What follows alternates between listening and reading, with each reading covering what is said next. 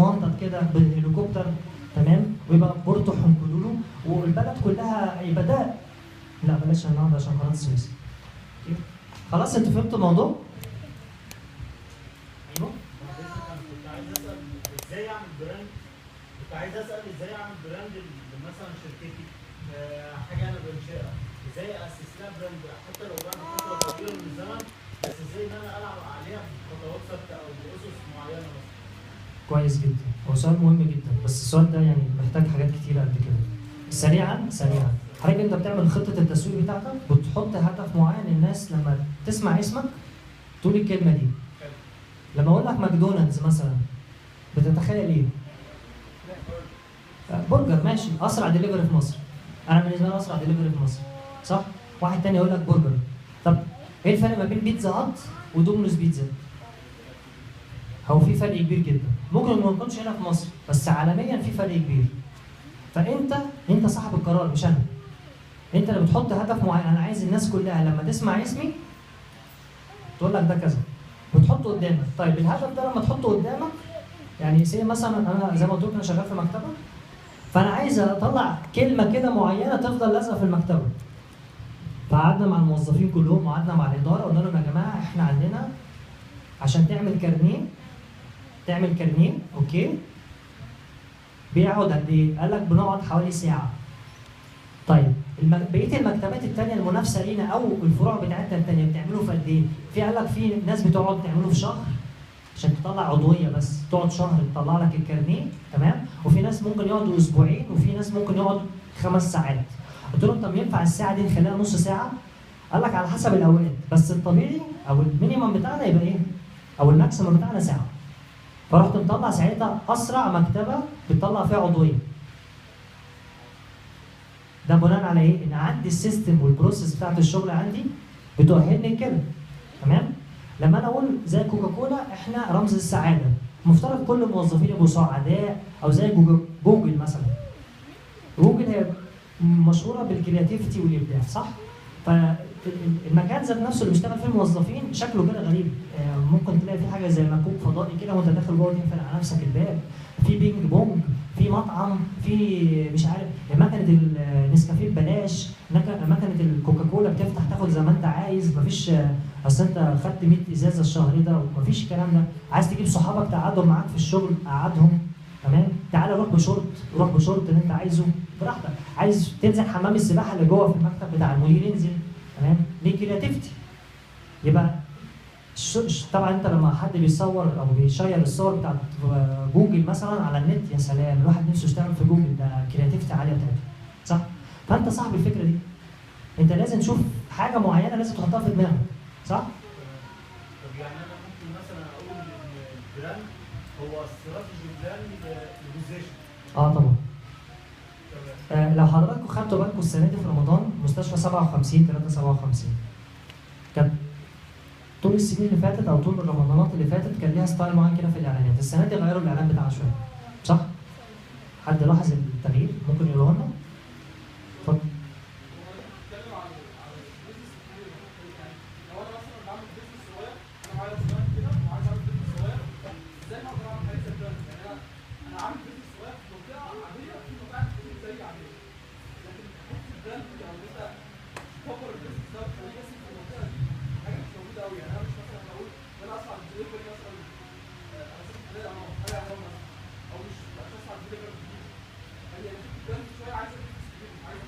خالص.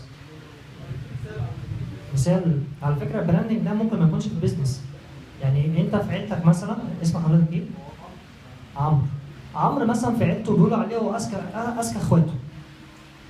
انا بقول كمثال، اوكي؟ او ممكن كل واحد في عيلته في خالته الرخمه، صح؟ ده براندنج. ده من غير فلوس خالص. طيب مش لازم يكون عندي بيزنس ويكون عندي بادجت كبيره جدا عشان اعمل براندنج لنفسي. هو طبعا لما بيكون معايا بادجت كبيره هتساعدني طبعا، بس ابتديها واحده واحده.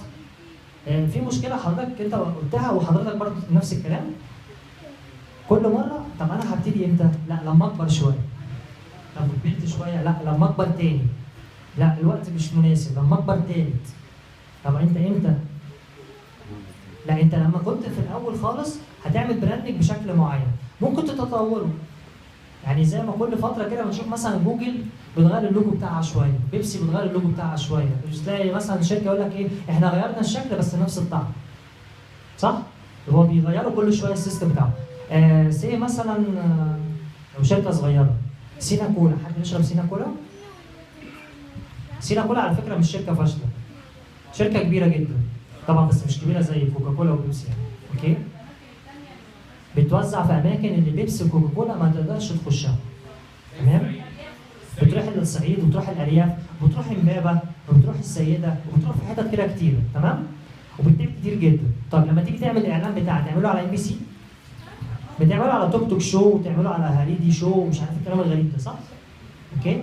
بس طوروا، كانوا في الاول كانت ميه ملونه بسكر، دلوقتي زودوا الصودا وعملوا كنزات، ما كانوش عاملين كنزات زمان، هتلاقيه بيطوروا واحده واحده. لو هو كنا قلنا اصل انا لسه صغير اصل انا لسه صغير هيفضل طول عمره صغير.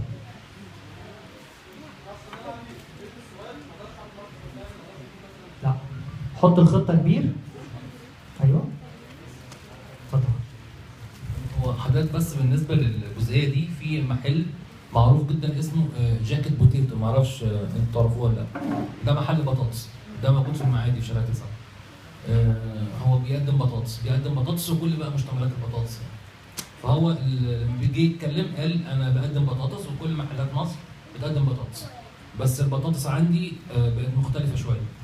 انا هعمل لك بطاطس بالزبده، وهعمل لك بطاطس باللحمه المفرومه، وهعمل لك بطاطس بالجبنه، وهعمل لك بطاطس بالفراخ، هعمل لك كل انواع البطاطس. حضرتك روح عنده في اي وقت مش هتلاقي اصلا موضع للقدم. هو ركز على البطاطس، هو بيقدم بطاطس بس طبعا ما بيقدمش بطاطس، بس الاسم ان انا بقدم بطاطس. قال لك كل محلات مصر بتقدم بطاطس، بس انت هات بطاطس اعملها في البيت، حط عليها ليمون وحط عليها شويه زبده وشويه ثوم وكلها. يعني بيقول لك انا اللي عندي موجود عند كل الناس، لكن انا هقدمه لك بشكل مختلف. اصبح دلوقتي عليه ضغط واقبال غير عادي. حمزه اللي موجود في مدينه نصر، صبحي اللي موجود في شبرا. حضرتك انت ممكن تروح هتفضل واقف اذا ضميرك سمح ان انت تدفع رشوه او اكراميه، اسف مش رشوه. ف يعني خلينا يعني الدنيا مفتوحه، فحضرتك هتدخل بدري مش هتدفع. حضرتك تفضل واقف بالساعتين وبالثلاث والاربع ساعات. انا بتكلم عشان يمكن اكتر حاجه موجوده عندنا في مصر الاكل. ولو انت عايز تروح حضرتك برضه ممكن تروح اكتوبر وتشوف مثلا النموذج السوري في حاجات كتير جدا، رغم ان هم اصلا ما عملوش دعايه من اي نوع، لكن هم فعليا عاملين دعايه. النهارده كان اكتر من حد من اللي قاعدين دلوقتي هيدخل اول ما يروح او حتى على الفون بتاعه هيدور على الجاكيت بوتيتو ده. صح؟ في 5 على الاقل، يبقى انا عملت تسويق غير مباشر ليهم وانا قاعد. فمش محتاج ان انت تصرف فلوس كتير او انت تكون اسم كبير عشان تعمل ده يعني. على فكره دكتور وائل هو كده عمل تسويق لحاجه اسمها وورد اوف ماوس، اللي هو قال لكم كلام ببقه فانتوا عندكم ثقه بدكتور وائل، فدكتور وائل قال لكم الكلمه دي، فكلنا هنروح دلوقتي على المعادي هناكل جاكيت بوتيتوس. نفس الكلام هتلاقي في اسكندريه في البان سويسرا، صح؟ صح نفس الاسم كده صح؟ اوكي؟ البان سويسرا هو بيعمل اي حاجه فيها جبنه سايحه. سجق سايح بقى مش عارف ايه كل الكلام ده كله، ده مش لازم. طب اقول لكم على مثال اخير. حد عارف طلعت حرب؟ ميدان طلعت حرب؟ في شارع جنبي كده اسمه هدى شعراوي. ده بيبقى فيه اجنسات عربيات كتيره جدا وفي مكتبات بتبيع كتب. في مكان كده هو في كشك سجاير، في ظهر كشك السجاير في ظهره راجل واخد الظهر بتاع كشك السجاير عامل فيه مطعم سندوتشات فين وحاجات زي كده.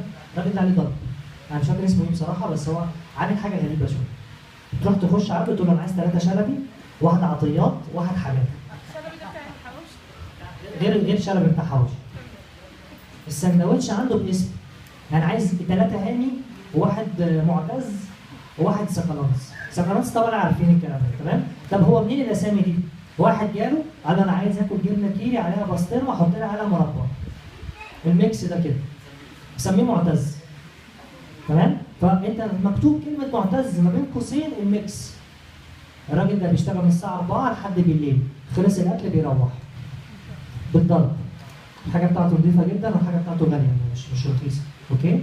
فانت مش والله انا لما رحت مره عنده حد عزمني انا كنت فاكر ان الكشك ده بتاعه، لما بلف لقيته كشك سجاير عادي هو واخد الظهر بس. فمش لازم اكون كبير قوي عشان اعمل نفس البراند، اوكي؟ طيب لو انا عندي المنتج بتاعي او الخدمه بتاعتي، لو عندي الخدمه بتاعتي اوكي؟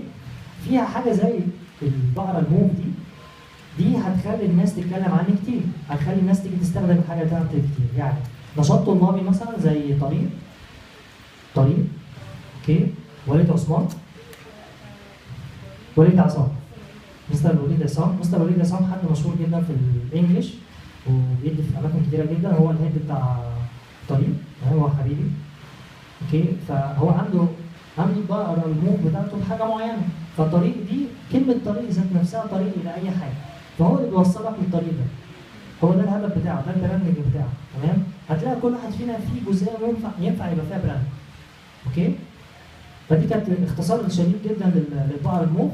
حاول تكون في شغلك بقره موف، في حياتك في حاجه جواك بقره موف، تتميز بحاجه. يعني انا سريع جدا ان انا بكتب على الكمبيوتر. تمام. بعرف اعمل نسكافيه كويس جدا، بعمله بقهوه، اي حاجه. بعمل حله محشي كويس جدا، يعني ده لو في الحياه الشخصيه. في شغلي بروفيشنال في الفوتوشوب، بروفيشنال مثلا في الصور، بروفيشنال في اي حاجه. فتلاقي الناس كلها لما بتقع في الحكايه دي او عايزه حد بتجيلك انت. اوكي. نفس الكلام البيرسوناليزد ماركتنج او يعني التسويق الشخصي. زي ما قلنا ان الاستاذ احمد زكي حد هتلاقيه اللي زيه هنا في القاعه هنا ممكن يكون فيه 10 15 واحد زيه. تمام. فلو احنا قلنا بس ان انت لابس ازرق زيه، فهنقول ان احمد زكي فيه حوالي 15 واحد زيه. فيبقى هنا احمد زكي اهو شعره موف اهو او ازرق، فتلاقي في ناس زيه بالظبط. فانا كماركتنج احاول اجمع الناس دي كده زي المغناطيس. تمام. يعني انا لو معايا معدن كذا معدن مختلفين مع بعضهم، انا اقدر بالمغناطيس افصلهم من بعض، صح؟ ولما كنا بناخد حاجه اسمها التقطير الاتلافي بتاع ايوه عشان الموبايل كان التقطير الاتلافي بتاع الغاز او زيت البترول، كل ما تغليه اكتر كل ما يطلع لك غاز اكتر، صح؟ او غاز معين مختلف، صح؟ فانا هنا اقسمكم واخد كل الناس ابيع لهم المنتج بتاعهم ده. يعني انا ممكن اجيب قلم واقول والله القلم ده بجنيه فابيعه للناس دي بس. القلم ده ب 3 جنيه فابيعه للناس دي بس. لان هم دولت كده. في ناس هنا هندسه ايوه ابيع لكم قلم سن روترينج 5 مللي، صح؟ ولا نص مللي. اوكي؟ كنت طول النهار بجيب انا سنون وتتكسر مش عارف ايه السبب. معلش يا باشمهندس.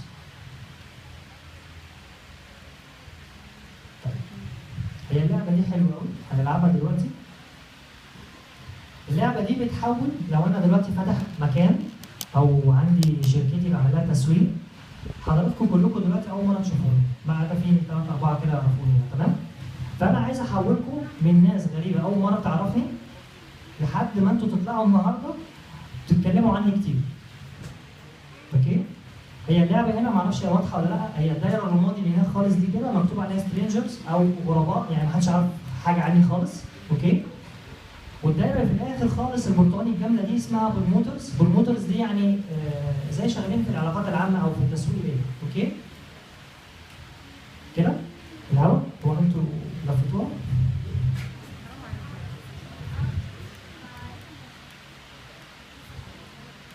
حبايبي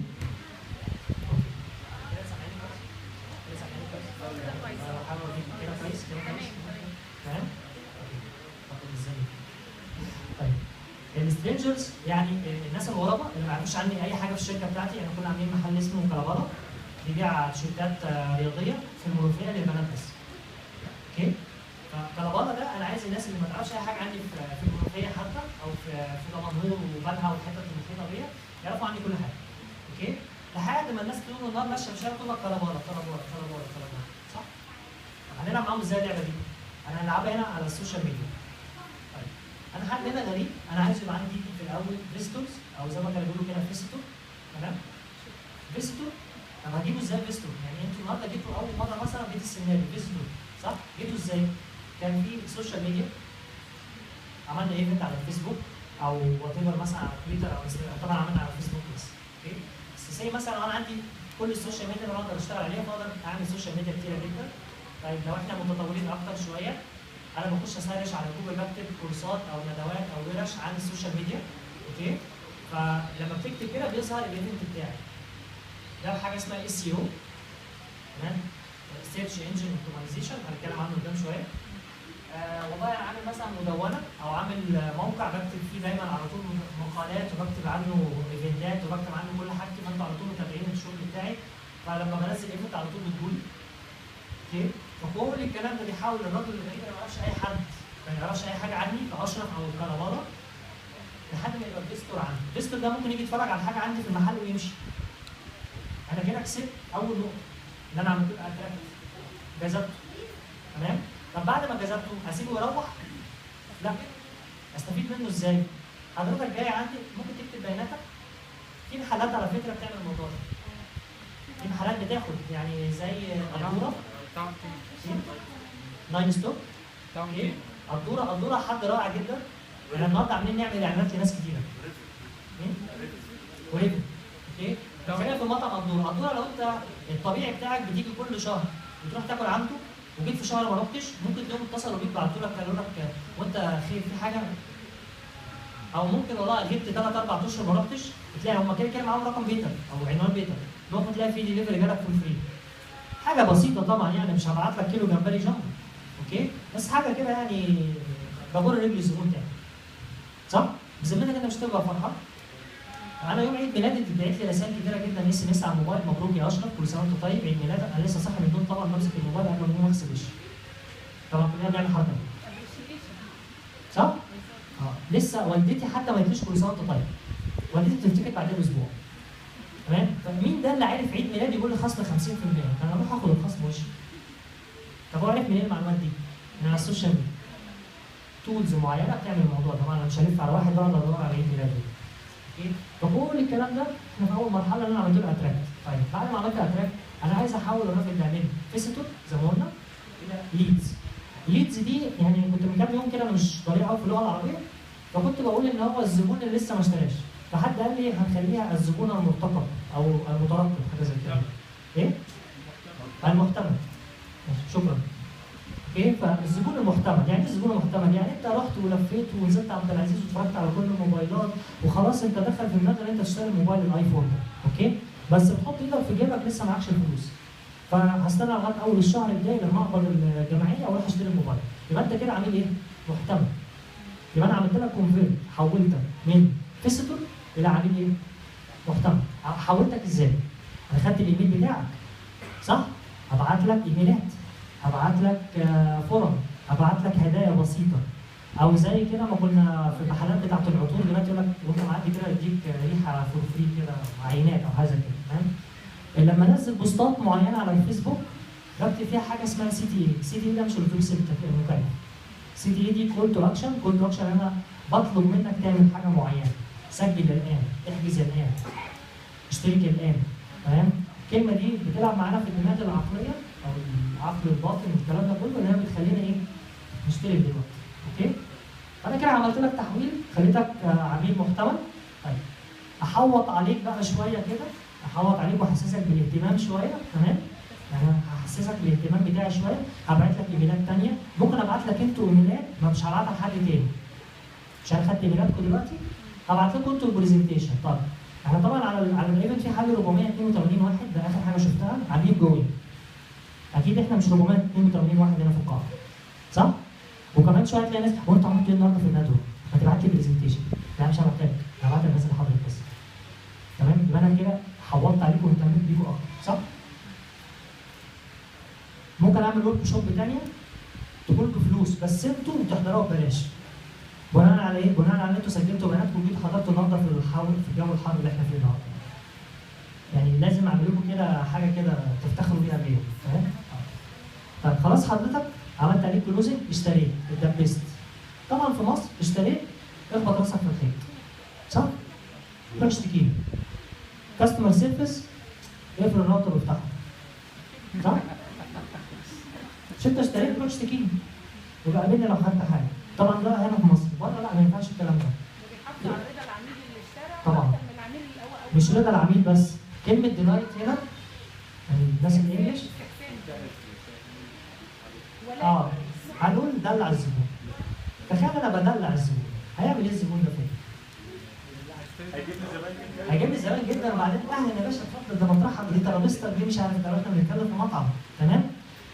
ستاربكس هم الفئه بتاعتهم الناس العمليه جدا اللي يا دوب بيخش ياخد الكافيه بتاعه ويروح يمشي على شغله الصبح زي ما بتشوف كده في الافلام والمسلسلات. تلاقي واحد داخل جاب 4 كوبايات اللي هي الكافيه ايه ده مش عارف ده بلاك وده بشوجر وده بوايت وده مش عارف ايه، وبيروح يديك زمايله في الشغل. ده الطبيعي عندهم هناك. تمام؟ فتلاقي ان العامل او الموظف اللي هو في الستاربكس حافظ اسامي الموظفين اللي بيجوا يشتروا منه، وعارف هم بيشربوا ايه. يعني انت لما بتبقى قاعد على قهوه او كافيه على طول بتروح فيه تقعد على طول هناك، المشروب بتاعك هو بينزل لك من غير ما تطلبه. انهم خلاص حفظوا. صح؟ تخيل ان انا يعني يا نهار اسود انا بقعد في المكان بتاعي يعني ممكن النهارده معيش فلوس مش هحاسب، مش مشكله. انت كده كده كل يوم بتيجي عندي. اوكي؟ فبدور على الزبون ده ببعت له حاجات على السوشيال ميديا خاصه بيه، ببعت له بروموشنز، ببعت له هدايا معينه ليه. والله حضرتك انت كنت من افضل او من اوائل اول 100 واحد مثلا اشتركوا معايا في الايفنت ده او اشتركوا معايا في الخدمه دي، فانت ليك مثلا خدمه صيانه 10 سنين. خدمه مش عارف ايه، انت ممكن ما تديلوش فلوس لكن خدمه زياده سيرفيس مثلا. اوكي؟ فيبقى انا كده حاولت الراجل اللي كان غريب ما كانش عارف اي حاجه عن كهرباء، خليته في الاخر يبقى ايه؟ بروموتر مسوق. انا عارف والله انت لما بتشتري التيشيرت ده بيقعد معاك على الاقل 4 اشهر وبعدين بتشتري واحد تاني. اوكي؟ طيب افرض جيت في مره اشتريت التيشيرت ده والالوان بتاعته بهدت. اوكي؟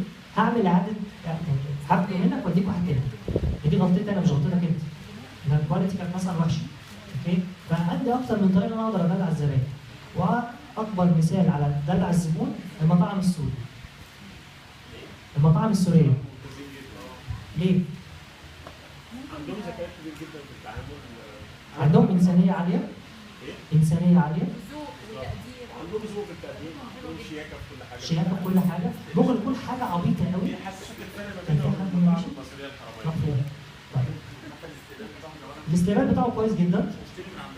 ممكن يعمل لك الحاجه وقت ما انت واقف قدامه. اه.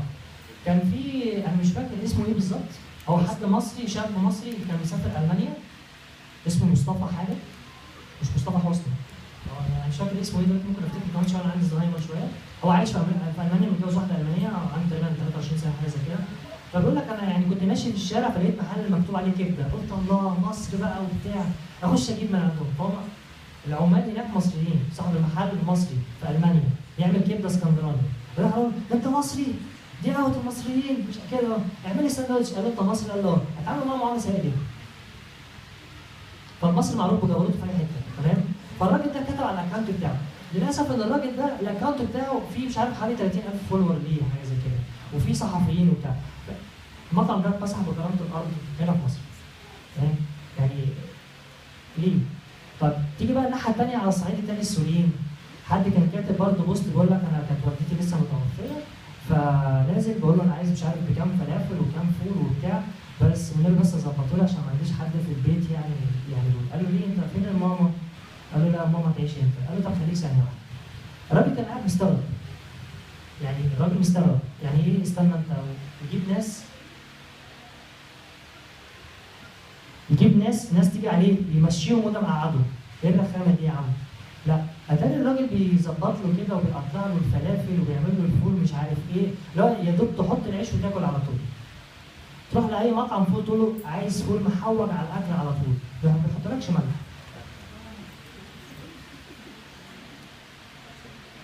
يعني الملح ما بيحطوش، مع ان انت بتقول له فول محوج، والفول محوج اغلى من الفول العادي. اوكي؟ يبقى العيب فينا احنا لو احنا فعلا اهتمينا شويه.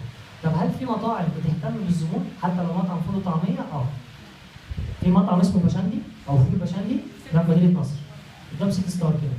في بشندي هنا تاني ده كويس. ايه ده بجد والله؟ في بشندي بس ما اعرفش، عندي الشارع اللي هو بتاع الاجهزه الطبيه برضه كويس جدا. لا ما اعرفوش ده. اسرائيل. عايز احدد ازاي احدد الكونتنت ماركتنج بتاع الصفحه، يعني ازاي احدد انا هقابل العميل ازاي؟ طيب حاضر. هل انت جاي دلوقتي ولا جاي من بدري؟ انا جاي بقالي حوالي نص ساعه ولا طيب احنا كنا قلنا الصبح في حاجه اسمها اس تي بي، وفي ان انا اتارجت الناس اللي انا هبيع لهم، اشوف مثلا انا بعمل منتجات لعب الاطفال، فلعب الاطفال دي عندنا حاجه من اللي هيشتروا، يعني الامهات اللي هيشتروا لعب الاطفال دي. كل فئه بتختلف، يعني مثلا لو اخدوا مثلا شركات مش هتاخد زي مثلا ما اخدوا الناس العاديه. تمام. النقطه دي حضرتك بص، عندنا التسويق ليه اكتر من نوع، بس النقطه دي انا هشرحها وهكمل بعد كده. تمام؟ لو انا بخاطب شركات اكيد الفيسبوك عندي ده ملوش اي لازمه. لينكد ان شكل البوست، يعني مثلا شكل البوست ده ماشي، ده اسمه براند فويس. خلينا واقفين عشان نشوف. براند فويس. البراند فويس ده تمام ان انت بتقول والله التارجت ده هو بيحب الطريقه دي في الكلام. يعني سي انا ببيع منتج غالي وببيع المنتج ده في الرحاب مثلا او مدينتي، فمعظم الناس اولادهم هناك مثلا في مدارس انترناشونال، فما ينفعش اكتب البوست بالعربي باللغه العربيه، لازم اكتبه بالانجلش. تمام؟ او لو انا عامل حاجه شبابيه يعني مطرقعه قوي اكتب فرانكو عربي. تمام؟ الاسلوب ذات نفسه انت بتعمل تيست، اي بي تيست. ينفع اخلط صفحه واحده؟ ممكن. بص احنا عامه التسويق عندنا قائم على التجربه. يعني انا ممكن اقول لك لا ما ينفعش. انا كاشرف شايف ان هو ما ينفعش مثلا، لكن انت لما تعمله ينجح معاك. تمام؟ واحد تاني يعمل نفس اللي انت بتعمله يفشل معاك. اوكي؟ لان انت الناس اللي عامله لايك او عامله فولو من الصفحه بتاعتك غير الناس الثانيه.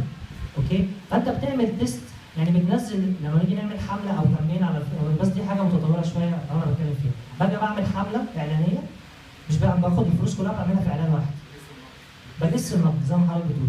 بجس النقد يعني مثلا هعمل اعلان ب $100، لا هعمل اعلان ب $5 ده واكرره 5 6 مرات.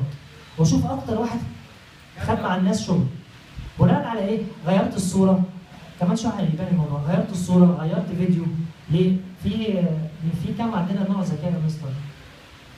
كام نوع ذكاء؟ انواع ذكاءات. طيب حوالي 8 او 16 9 يعني على حسب. اوكي هنقول 5 انواع ذكاءات. 5 انواع ذكاءات دي يعني كل واحد بيهتم بنوع معين من الذكاء. يعني في حد ذكاء حركي، فالحركي ده عايز يشوف فيديو ما يحبش ان انت تكتب له بوست. اوكي؟ حد تاني عايز يشوف صوره، اغنيه، يسمع اغنيه، يا سلام لو عملت لي البوست بتاعك او الفيديو بتاعك كاغنيه بس. تمام؟ واحد تاني ما بيحبش الكلام ده كله، هو عايز يقرا. فانت بتنوع في الموضوع ده. الفويس بقى بتاعك اللي جواني ده انت هتتكلم بشكل عيالي، شكل شبابي، شكل حاجه رسميه قوي. تمام؟ ده انت بتعمل تيست لحد ما تشوف. يعني زي مثلا على الصفحه الرسميه لوزاره الداخليه اقول لك هاي والكلام ده مش هينفع. عامل محل شبابي، يعني ده في البراندنج مثلا